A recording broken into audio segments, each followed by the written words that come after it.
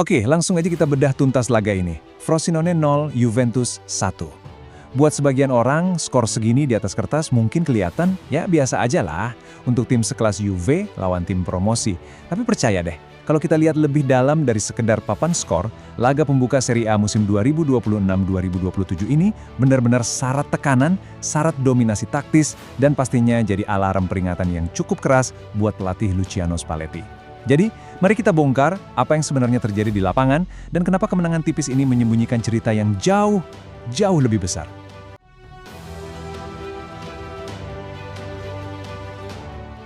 Nah, sebelum kita masuk ke urusan taktik di lapangan, ada satu angka yang harus kalian ingat baik-baik. 6. Ini bukan formasi Anah ya, tapi ini adalah posisi akhir Juventus di klasemen musim lalu. Posisi ke-6. Buat klub raksasa, dengan sejarah 36 gelar Scudetto, wah ini sih bencana absolut. Mereka sampai gagal total masuk Liga Champions.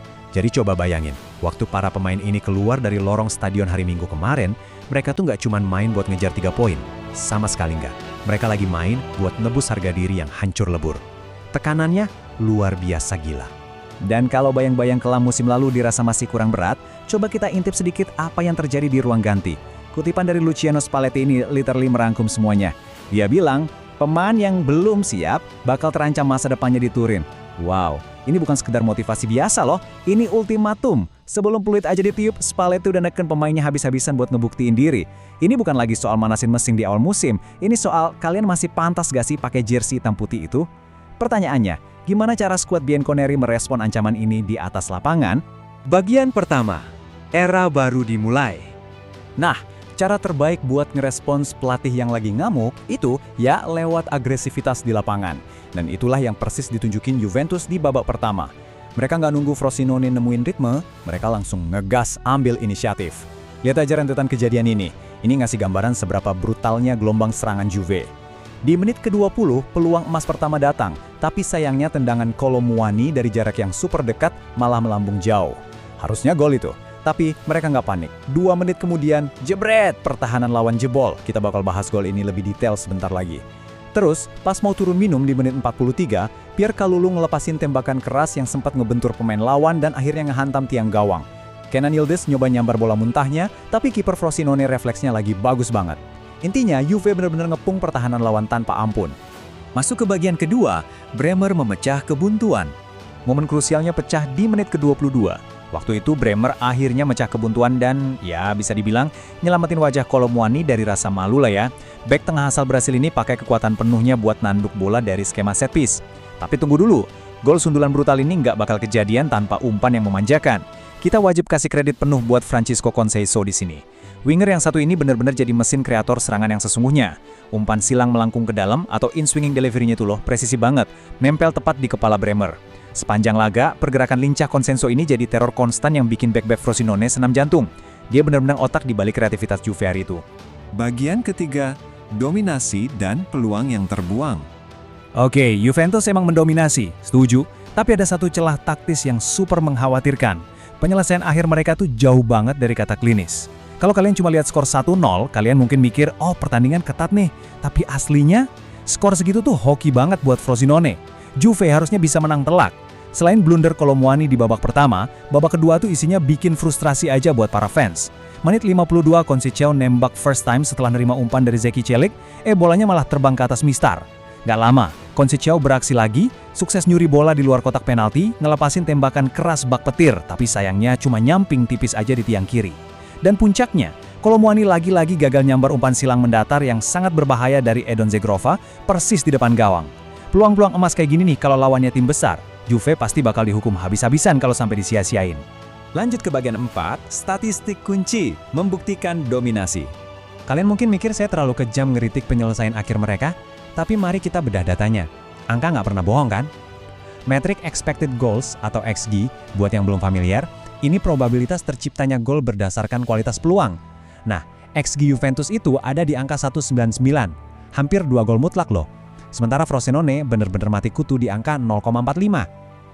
Secara kacamata profesional, ini jadi bukti valid kalau Juventus tuh nggak cuma asal nyerang, tapi mereka secara konsisten nyiptain peluang berkualitas tinggi yang secara matematis harusnya berbuah 2 gol. Di sisi lain, taktik pertahanan Juve sukses bikin Frosinone nggak berkutik sama sekali. Dominasi ini makin kelihatan jelas kalau kita lihat statistik tembakan. Jaraknya jomplang banget.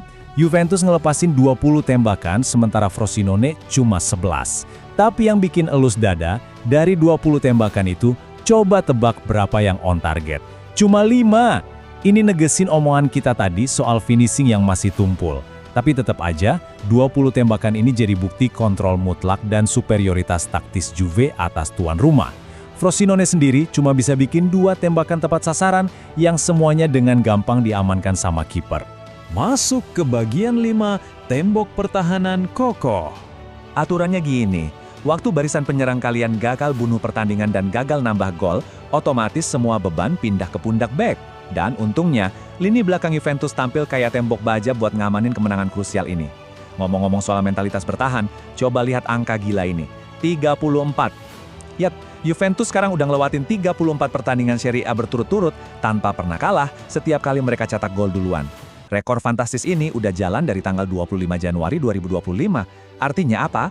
Kalau mereka udah unggul duluan, lini pertahanan mereka bakal ngembok pertandingannya rapat-rapat. Itu baru namanya DNA Juventus yang asli.